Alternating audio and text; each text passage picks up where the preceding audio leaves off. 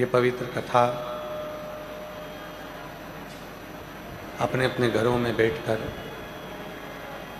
घरों में रहकर भगवान शिव की कृपा से ऑनलाइन श्रवण कर रहे हैं। आवाज प्रेशर खोलो, अंदर का भी बाहर का भी। कथा के मुख्य यजमान श्री ईश्वर रतिराम जी पाटीदार जी, घाटी वाले खजराना इंदौर से, एक बार जोरदार ताली बजाकर उनका स्वागत वंदन अभिनंदन। जो इस पवित्र कथा के मुख्य यजमान का पद ग्रहण करें।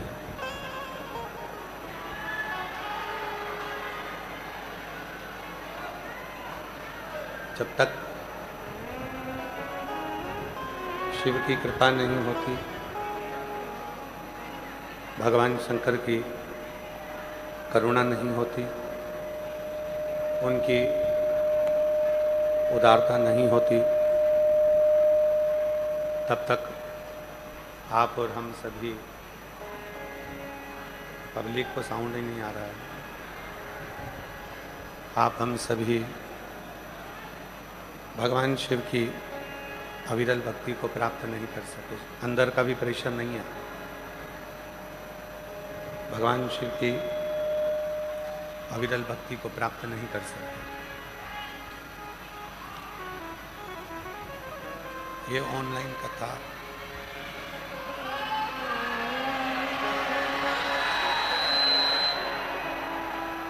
भगवान शिव की ही कृपा से, करुणा से, उनकी उदारता से श्रवण करने का सौभाग्य प्राप्त हुआ। भक्ति और मुक्ति, ये दो ऐसे क्रम हैं जो एक दूसरे को जोड़े हुए हैं। मुक्ति को चाहने वाला व्यक्ति जब भक्ति को पकड़ लेता है तो निश्चित है कि उसकी मुक्ति का मार्ग सुलभ हो जाता है।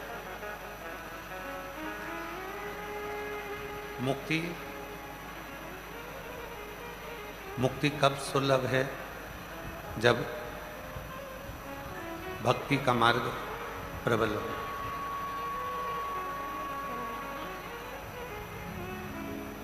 अब प्रश्न खड़ा होता है कि भक्ति कैसी होना चाहिए? शिव महापुराण की कथा कहती है, भगवान शंकर का चरित्र कहता है, भगवान शिव का चरित्र कहता है, जिस भक्ति में छल ना हो, जिस भक्ति में दिखावा ना हो, जिस भक्ति में केवल विश्वास हो, भरोसा हो, दृढ़ता हो, बस वही भक्ति हमें मुक्ति के पथ पर लेकर जाती है। एक भी स्पीकर नहीं चल रहा है यहाँ के, कोई आके सुनिए। वो सुनता ही नहीं है, तुम आके सुन लो।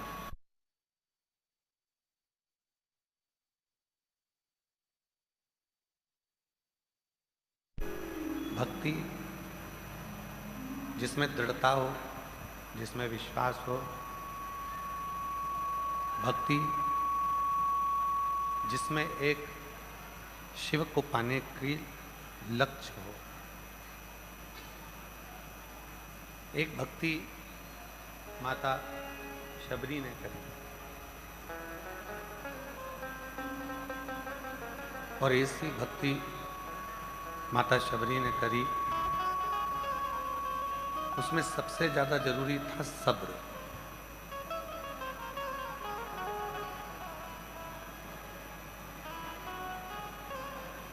शबरी के, माता शबरी के जीवन में सब्र था।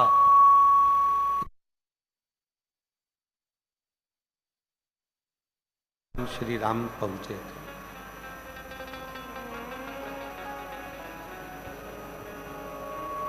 जिसकी जिंदगी में, जिसके जीवन में, जिसने सब्र को पकड़ लिया कि हाँ थोड़ा समय लगेगा, हो जाएगा, मंजिल मिल जाएगी, कुछ अच्छा हो जाएगा, समय लगेगा, कुछ अच्छा हो जाएगा, कुछ अच्छा प्राप्त हो जाएगा। एक मूल है हमारा सब्र।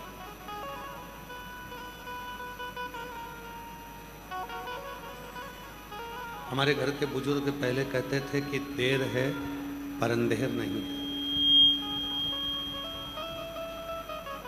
मतलब थोड़ा समय लग सकता है, पर वो आपकी फाइल को पढ़ेगा भी और पढ़कर उसका जवाब देगा भी और आपको फल देगा भी, करेगा। आप में से कितने लोग हैं जिनको उनके मम्मी पापा ने रोना सिखाया हो? कोई माँ बाप अपने बच्चे को रोना नहीं सिखाता। संसार में ऐसा कोई नहीं जन्मा जिनको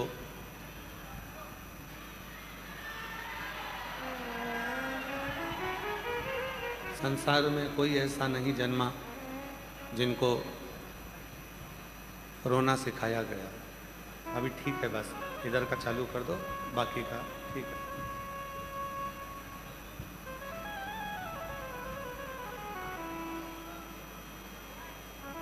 संसार में ऐसा कोई जन्म नहीं लिया जिसको रोना सिखाया। हंसना जरूर सिखाया जाता, पर रोना कोई किसी को नहीं सिखाता। हंसना सिखाएंगे पर रोना कोई नहीं सिखाता। हम जन्म लिए और जन्म लेते ही रोना प्रारंभ कर दिया।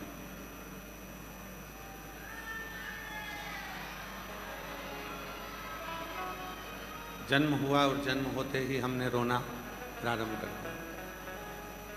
उस रोने को किसी ने नहीं सिखाया। बच्चा छोटा होता है तो हम उसको कहते हैं मुस्कुराने के लिए, हंसने के लिए। उसको हंसाने का प्रयास करते हैं, मुस्कुराने का प्रयास करते हैं। उसके चेहरे पर प्रसन्नता लेकर आते हैं। है आशीष, जरा देखो उधर पर इधर पर थोड़ा साउंड का आवाज़ खुलवा दो, पीछे भी आवाज़ नहीं है।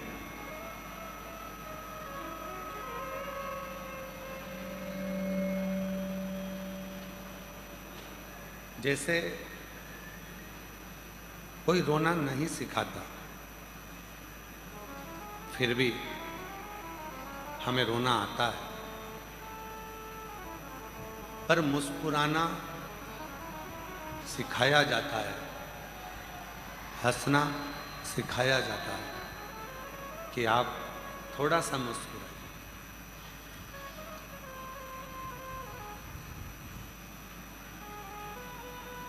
शिव पुराण की कथा कहती है, भगवान शंकर का चरित्र कहता है। जिस दिन संसार का मनुष्य रोने पर ध्यान कम देकर मुस्कुराने पर ध्यान देना प्रारंभ कर देता है, उस दिन मंजिल भी उसके करीब में आना प्रारंभ हो जाती है।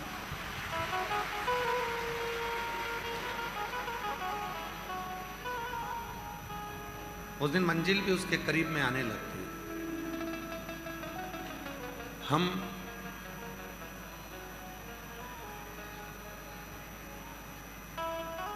चौबीस घंटे हर पल, हर घड़ी, हर क्षण कुछ ना कुछ टेंशन में, कुछ ना कुछ चुभन में, कुछ ना कुछ परेशानी में, कुछ ना कुछ चुभन में हम डूबे ही रहते हैं।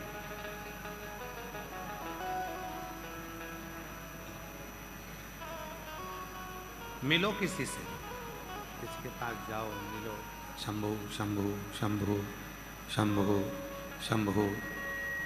मिलो किसी से, किसी के पास जाओ, बड़ों के पास, छोटों के पास, हम उम्रों के पास भी अगर जाओ तो थोड़ी सी मुस्कुराहट आपके चेहरे पर होना चाहिए। एक बात हमने पहले भी कही थी, आज फिर कहते हैं, शिव जी के मंदिर में जाकर आप कुछ भी नहीं दे सकते। जल भी नहीं है एक लोटा, बेलपत्र भी नहीं है, कोई पुष्प भी नहीं है, चावल का दाना भी नहीं है, तो केवल एक काम करो, शिव के मंदिर में जाकर थोड़ा सा मुस्कुरा लो, उतने में भी मेरा देव अधिदेव महादेव करुणा करना प्रारंभ। अब हम क्या करते हैं, मंदिर में जाते हैं, मुस्कुराने की जगह थोड़ा सा झगड़ा कर कर आते हैं। मंदिर में जाते हैं तो थोड़ा सा झगड़ा कर लेते हैं, जल्दी हटो, देरी हो रही है, मैं पहले जाऊंगा, मैं बाद में जाऊंगा, झगड़ा। मुझे आगे बैठना है, मुझे पीछे बैठना है, झगड़ा। शिव कथा कहती है, माता पिता अपने बच्चे को कभी रोता हुआ नहीं देखना चाहिए, रोता हुआ नहीं देखना।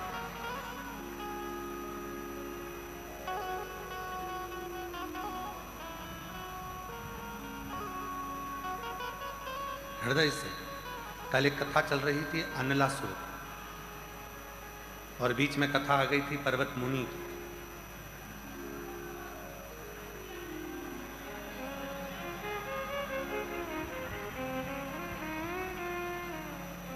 भैया माइक वाले भैया लोग जरा जाकर देखो ना, आवाज कहाँ नहीं पहुंच रही है, 2-4 आदमी को भेजो वहां पर। कल कथा चल रही थी अनलासुर की।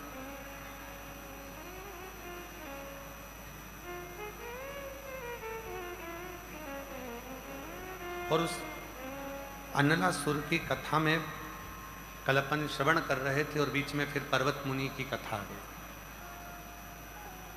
जिन्होंने पार्थिव लिंग का पूजन करा, जल चढ़ाया, वृक्षों की पत्ती तोड़कर शिव जी को समर्पित करी, और भगवान शंकर उनके सामने प्रकट हुए। शिव प्रकट।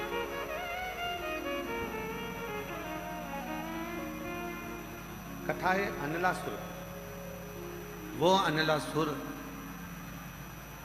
जिसको भगवान विष्णु भी नहीं मार सकते थे, भगवान ब्रह्मा भी जिसको नहीं मार सकते थे, इंद्र भी उसको नहीं मार सकते थे।